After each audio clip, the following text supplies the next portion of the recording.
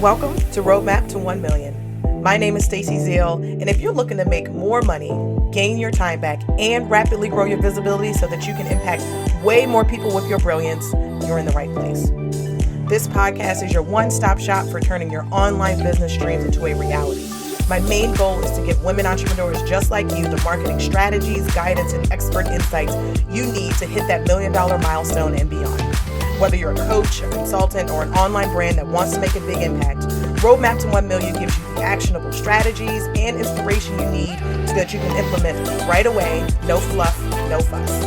So CEO, are you ready to buckle up and accelerate your growth? Be sure to follow the show and let's dive in. Get ready to uncover your roadmap to 1 million.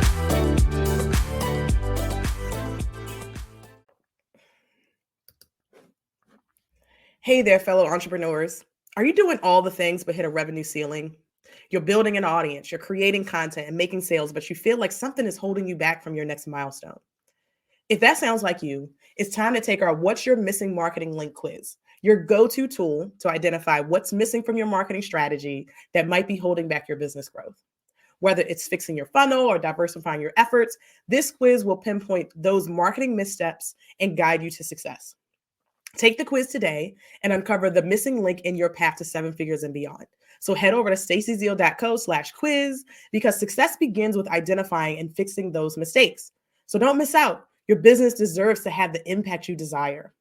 Visit stacyzeal.co/quiz. That's stacyzeal.co/quiz to get a detailed report and the resources you need to help you grow. All right, let's jump back into the episode. All right, y'all. Welcome back to Roadmap to 1 Million. I am your hostess, Stacy Zeal. And if you are here, I am excited for you to learn today all about what we're going to be talking about in this topic. Because I had a conversation with this guest and it was just, just a coffee chat, kind of get to know each other kind of thing. And I just was fascinated by her area of expertise.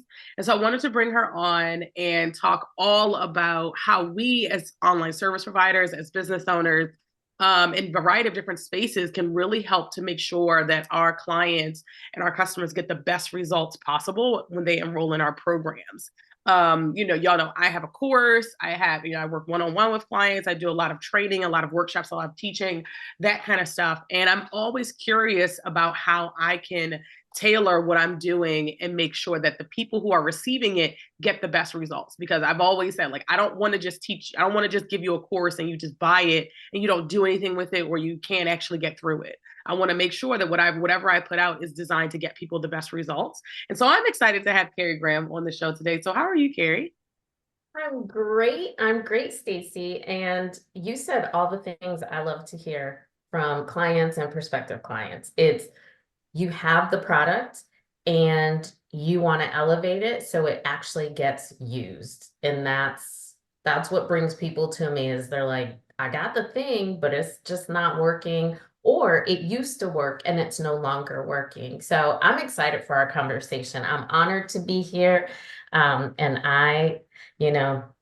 anything your guests want to know, I know you know what the questions they have. So bring them. Yeah, definitely, y'all. So I'm going to be asking questions for myself, and I know that y'all are going to benefit as well because a lot of us out there, as I mentioned, that listen to the show, we have programs, whether it's group coaching programs, courses, memberships, any kind of one-on-one coaching, any of those kinds of things that we're actually taking people from, a beginning place to an end result. We have to make sure that we're doing a lot of teaching and considering this topic. So before we jump in and actually start talking about, instructional design and learning and all that kind of stuff, tell us a little bit about your background and, tell us a little bit about who you are. Oh, thank you. Thanks for asking. I actually got my start in healthcare. So I am a certified, or retired now, but I was a certified athletic trainer. So I worked in Division I athletics, high stress. I had to know how to problem solve immediately with effective solutions. And then I left that environment and transitioned to the classroom. So I spent the bulk of my professional career in higher education as a faculty member. And that's where I learned the technical parts of instructional design and curriculum and development. But more importantly, as a healthcare provider and as a state employee, I would sit through training, required trainings that I would rather clean somebody's house, public bathroom. I mean, I don't know. They were just bad, but they Yeah. were required. And it got to the point where they were no longer effective and helpful for me as a seasoned professional. And that's when I realized businesses can really benefit from um, having someone support them in looking at their training programs so that people actually use the information presented. So that's a quick summary of my journey, and the consulting work really comes out of frustration, sadly. Yeah. But I can say I've got over 25 years of experience and the degree, the PhD in adult learning to back up the work that I do. Yeah. Yeah. Thank you for sharing more about your background and your journey, because I think it's so important for us to understand.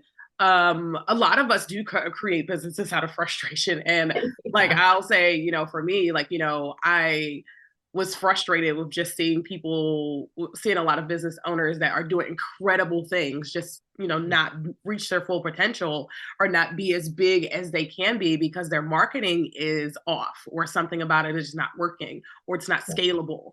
And so having the privilege of working at Zappos and working with some very large brands, I really got to see how important it is to make sure that your team and your employees feel supported and that they have the training that they need.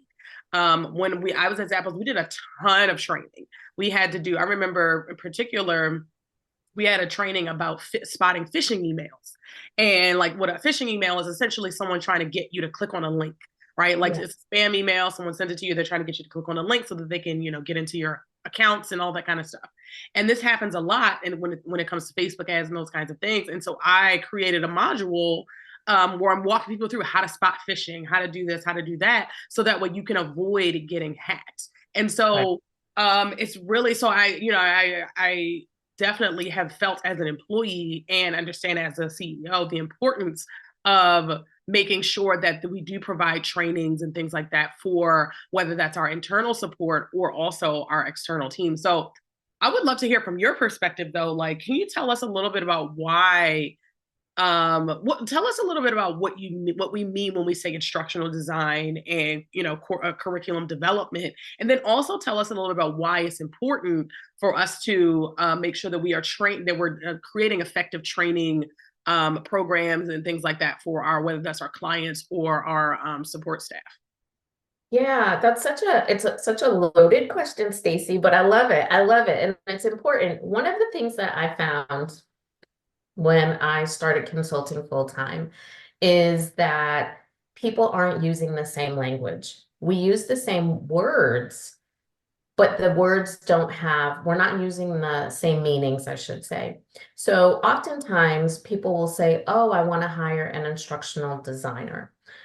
Ultimately, by definition, the instructional designer is someone who focuses on the user experience and learning. Then there will be people that say, oh, I want to hire a curriculum development person. Well, curriculum, and that's all well and good. If you think about the word curriculum itself, curriculum is a comprehensive word. It's the umbrella. It focuses on the totality of information, content, what have you. So you've got people that focus on building a large bridge, and then you have people who are focused on the tools to use to build the bridge, right? And then there's people like me who come from learning and development, who focus on the learning aspect, so the individual and what their experience will be in that opportunity. So what I've found is that coaches and consultants, service providers, they know they need help, but they're using words that they think are appropriate. And so they're looking for the words instructional designer when in fact they might be referring to someone in L&D or CI, curriculum instruction. So that's one of the things that I think can be most challenging. And my advice to people, if you know that something is happening with your content or you need help building your content, start with what your problem is and search for that. Don't focus on what are people calling themselves, right? I like to call myself a bridge builder, right? Because I watched the History Channel on how to build bridges. You do not want me to build any kind of bridge that you're gonna go on, right? So like search for people who address your exact problem and don't get caught up in the titles. Now, one of the things that I think that I focus on, because my PhD and my work specifically focuses on supporting adult learners in the workforce or as it relates to the work that they do. And that is really, that's also different. That's also different. So I come from, as a healthcare provider, I had to create learning experiences that support future healthcare providers in how to do the job and the appropriate techniques of doing the job. I also built my skills as curriculum development, right? Like building the whole, how do we determine if someone has broken their leg? There's lots of elements to it. So my work blends all of that and looks at what are the barriers that get in the way of adults being able to learn. And for your audience, as service providers, you have people who will say, well, my clients all, they want to improve their marketing program or their marketing strategy. Okay. But what some consultants don't do is they don't acknowledge, well, this person might also be in other programs. And so there's that learning fatigue that actually happens and it's real. And if it's someone who is new in business ownership, they are also constantly learning about their business. And so learner fatigue is also something that it's important to recognize, but it's overlooked. It is often overlooked and not paid attention to when it comes to how do I find someone and how do I get the help that I need. Yeah. Yeah, that makes sense.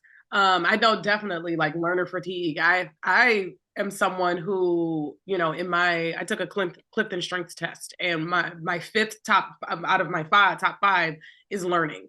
And I love to learn. I love to learn new things. I bring a lot of energy to learning new things. But then you sometimes do get fatigued because you're in, multiple programs, or you have this coach and you have that coach.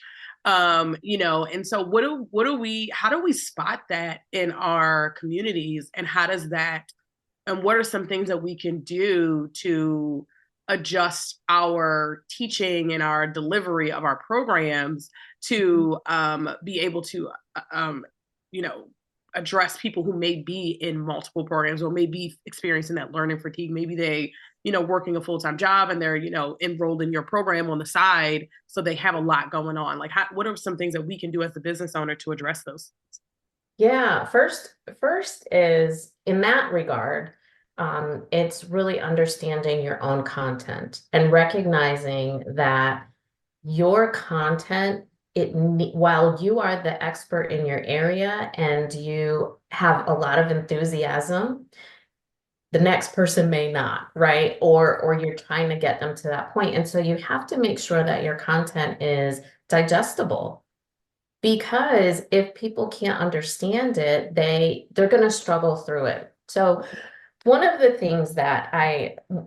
approaches that I always use with people is, let's start with engagement. So how do we engage people? Well, first, if they've come to you for your support and your training, okay, they're already motivated in some capacity. But now as you use their motivation to support their learning, if I'm excited, Stacy, to do some work with you and learn about marketing, and you start coming at me and sharing with enthusiasm all this high level marketing theory and research, I'm going to glaze over. I'm going to be like, nope, I'm done. I can't do this with you, right? I want to, but I can't. And so it's engagement and then really making sure that your content it's consumable. And then the last part of that is, okay, now that I've learned it and I remember it, have you provided me an opportunity to actually apply it realistically?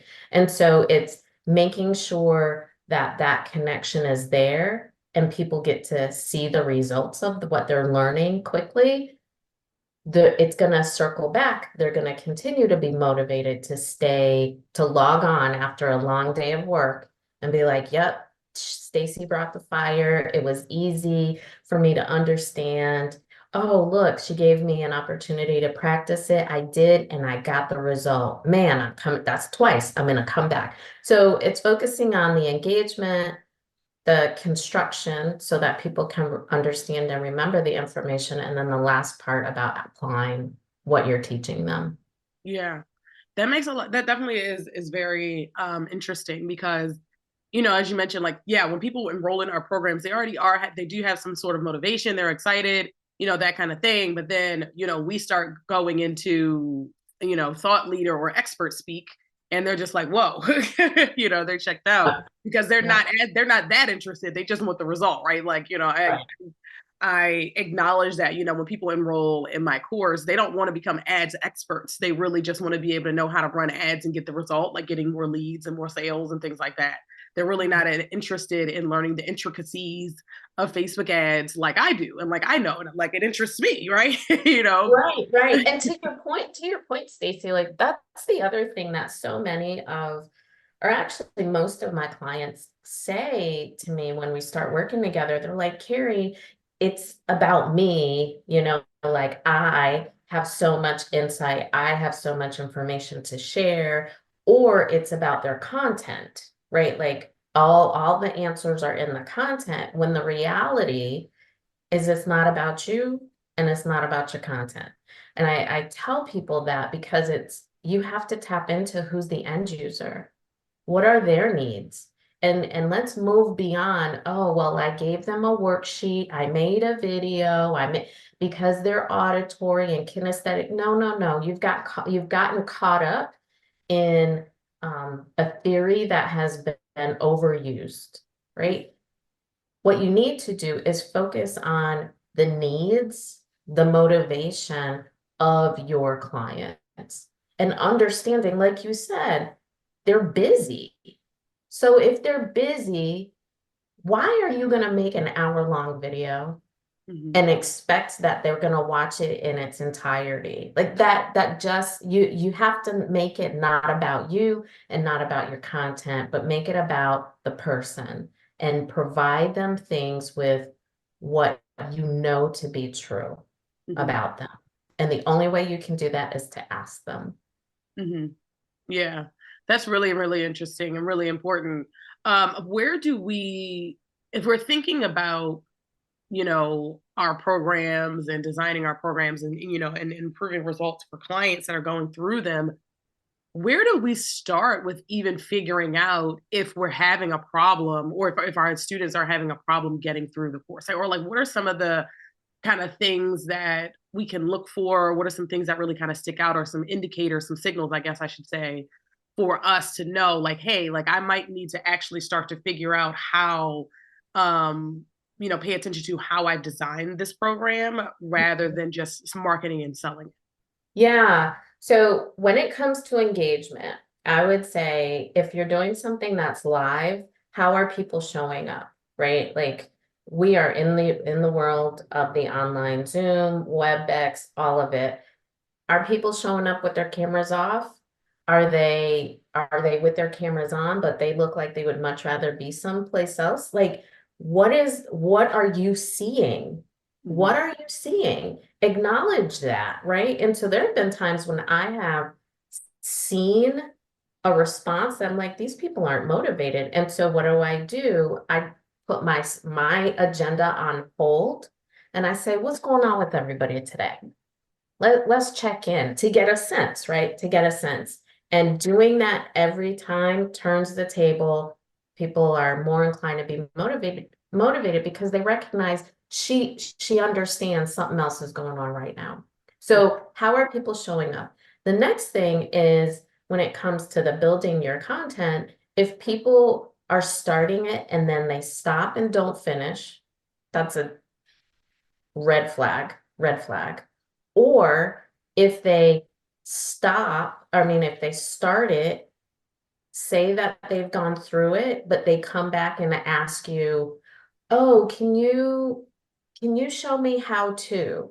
And you know with confidence that you've already done that. Like if you're getting questions for you to repeat something, that's an indicator that either you didn't cover it, you didn't do it in a way, or if you did cover that topic, you didn't do it in a way that actually they can understand and use. Mhm. So I would say those, those two things in development. And then when it comes to application, if they're saying, I don't know how to use it. Oh yeah, I got in the system and I watched your videos and I understand what it does, but they're not actually putting it in practice. It's because you haven't supported them in the application. Yeah. Those are So definitely. there's a lot of touch points to identify. And you don't have to do, like, for all service providers, you don't have to know all of the things to look for, but if you at least look within one of those areas, you'll find an opportunity to make improvements. Yeah.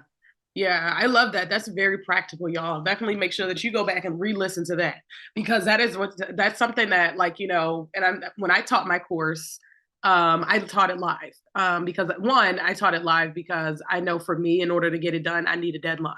And so I'm like, I put it on, if I'm pre-selling this and I'm putting dates on the calendar, it's going to get done. Um, Yeah. and so, I taught it live. And so I was like, okay, I was going through the material, all that kind of stuff. And I wish I really would have thought about or known that information to think about, like, when I'm teaching it live, because then I can start to say, like, hey, like, are people showing up with their cameras off? Are people showing up engaged? What else is going on? Am I losing people, halfway through because they're just completely overwhelmed with information? So those are such great points for us as business owners to really think about and pay attention to when we are delivering our programs. So can you tell me a little bit about, talk me through a success story that you've had with a client, or someone that someone that you've worked with, and tell me a little bit about, like, where they started before they kind of came to you, what you kind of like worked on them with, and how that really kind of helped to improve the results, or what kind of results they got after working with you. Like, how did that improve their business, that kind of. Yeah, thanks for that. There are two stories I want to share, and it's because they're distinct, they're so different. They're so different. So the first one was a individual who works in financial management, specifically retirement management and preparation. And what he said was, he came to me because he uses like a multi-stage educational, informational sessions to help inform people and then get them to make the decisions. And what he said was it was taking them so long to get to the point where they would start investing in their own retirement. And I said, okay, let's look at what you got. And he shared with me his phases and his sheets. And I said, well, exactly what I already said, what I shared with you earlier, it was engaging. So he got that part right. But then it was in the development piece, the curriculum development, where there were these steps. There was one step in particular that he would show them, like a retirement calculator when he was meeting with them. And he'd go over that with the numbers with them. And then he would say, okay, for our next meeting, think about your business, your numbers, and come back. And I'm like, that's where you lose them right there. That's why they're slow to move forward. It's because he wasn't providing them an opportunity to practice with the number calculator on their own, right? Mm-hmm. So that was just one part of his program. And so we worked together, and what he said to me when we were done, he goes, Carrie, I Like, I want to schedule someone right now because I want to take them through this because I can see how I'm empowering them immediately to make decisions. And his report was that, yes, it was moving them, working with me helped them move through the process faster. Mhm. So that was one story. And he had like a really like a one pager of content that we worked with. My next example is a woman who had published a book. Okay. And she had published it maybe 12, 15 years ago now. And it's got like updated editions, right? She has her own certification program based on this book. So I'm like, wow, this like how I'm thinking, how can I help this woman, right? Like she's so successful. But what she told me was that, yes, Carrie, I've been successful and my program continues to generate revenue. But what I'm noticing is that people are not finishing the program. People are getting in and they're having a hard time once they're in it. Like something is happening inside of the program, but she didn't know what it was. And I said, okay, let's go through your steps. And in looking at the very first conversation I had with her, I said, well, who are the people that are using your program? And she gave me the typical response, demographic information. And I said, that's all well and good, but who are they as learners? Who are they as learners?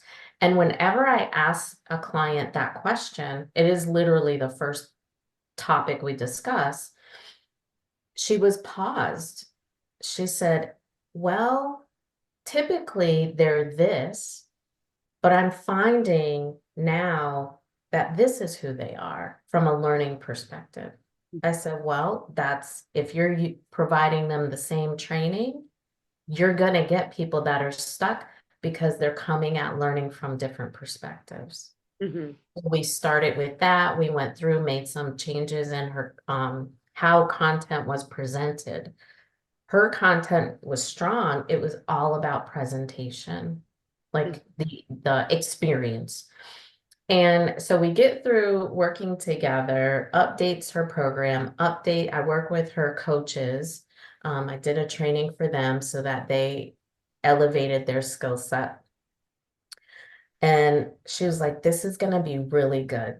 I was like, yes, it is going to be really good. Right. Mhm. And 2 or 3 months later, I get an email from her and I'm like, oh, this is nice. Let me read. And she goes, Carrie, I knew you were good, but, and then it was like paragraph, dot, dot, dot. She goes, I've gotten a 50% increase in excitement, motivation. There has been a like 60 or 70% increase in referrals for this certification program. She was identifying that her coaches were providing consistent experiences during coaching sessions. So there wasn't a gap between what one coach was doing and what another coach was doing. So I always go back to her. I share her experience because even when you're successful at your job or at what you're offering, if you're really in tune, you'll find that there's an opportunity to make further improvements as time evolves. And she and I have become friends and I consistently look at her returns and she has consistently made improvements and continues to grow that part of her business because of the changes that she made. Yeah, I love that. I love both of those stories. They really do help us to illustrate that, helps to illustrate that it's not really just about getting people to enroll in the programs, but Yeah. when you have more people who are successful in your programs, you get more testimonials, you get more repeat clients, you get more referrals, you get more people who are talking about your programs and the things that you have put together without you needing to do anything, right? And so it really is important that we pay attention to the experience people have and the different learning abilities and the different learning styles and all that kind of stuff in a way that we can, help to be able to make sure that people are more successful. Because again, when people are more successful in our programs, then we become more succalsual, as a byproduct of that. So I love both of those stories. So tell us a little bit about, and like almost second to last question, when is the right time to prioritize this kind of thing, or kind of prioritize, not necessarily prioritize, but kind of like to really kind of like dig into this kind of data, like, or this kind of information? So is it before I've created my program? Like, say for example, I am, a one-on-one coach and I'm successful and I'm trying to get people to, want to start a group coaching program. Is that the best time to really kind of look at this? Or is it after I've already created the thing, like I've created the course and created the program, had some people kind of go through it, and now I have some more data to kind of lean back on to really kind of get an understanding of how the course was consumed? So tell me a little bit about when the right time it is to work with someone like you. Yeah, so the focus, it's such a great question. I would say people can start paying attention at any point. So I want to caution people. I just want to say this, Stacy, and to your audience, please listen. If you don't hear anything else I say, please hear this part. If you are starting to develop something from scratch, a content, a course, a workshop, whatever, from scratch, do not do it based on how someone else's looks. Focus on what you do only, and what your prospective clients need only. And I say that because what has happened is people will get a template from somebody. It worked for them, so it'll work for me. No, you have choice. It's your business. Create what you know you need. And then focus on those 3 areas, right? Engagement, content, recall, so the ability to recall information and remember it, and then application. So when you're starting, if you can leverage those 3 points, you're good. The same holds true with people who have existing things. If you've got something in existence and you know something's off, but you can't put your finger on it, then that's the time. Don't wait. That's the time. I will say that I specifically work with businesses that have existing content. I've developed content for, in the past for 20 something years. I know how to do it. I can offer great suggestions, but the clients that I have come to me with existing content that they've vetted. And so they're skilled at what they want that experience to be and what the outcome should be, but something is off. Something is off. So that's my client base, but everyone can take advantage of using best practices. And that's the critical part, is you always want to use best practices, and don't rely on a template. Don't rely on AI to do all the work for you. Don't do that. You really want to focus on, what do I know and what do I know to be true? And always if you're pulling information from someone else, cite them, give them credit. That by giving someone else credit, it actually supports your own credibility. That's really interesting. Yeah, I mean, it definitely makes sense for sure. And I love that answer because, it's so important on whether you've created something or whether you haven't created something, or you're in the process of creating something, to really kind of keep this in mind. But, if you have already had something created, we can start to see, are people engaged? Are people not, right? You can really start to see, you have a place to start to kind of understand where people are at. So this has been fantastic. We've had a great conversation. I hope that y'all got a lot out of this. So please tell everybody, Carrie, where they can find you, how they can work with you, and if they want to connect with you and learn more. Yeah, so thank you for that invitation, Stacy. I do want to say, for people who are at the beginning stages, or they're want to learn a little bit more, trying to put their finger on the thing that's wrong, or the thing that's not working. I don't want to say it's wrong, it's just not working. They can, on my website, go to my website, and there is a training assessment that I created based on all of my experience and research. And what it does, it's 30 questions, and it's six topics, 5 questions in each category. And it goes through, if you can answer yes or no, that will tell you, okay, this is an area you need to work on. Mhm. So it's easy to use. And I created it for these questions that you asked, like, when is the right time? And I am passionate to say there is no right time. It's simply, are you ready to do it? And to recognize it's not about you. It is about who is your end user and how are you committing to support them. So people, that's my compliment, my gift to the world. So go online on my website, Dr. Carrie Graham, drcarriegraham.com, and get your copy. And that's really it. That's what I invite people to do. There's other resources there that people have told me are great resources. They're informative. They offer bite-sized insights that they can actually apply.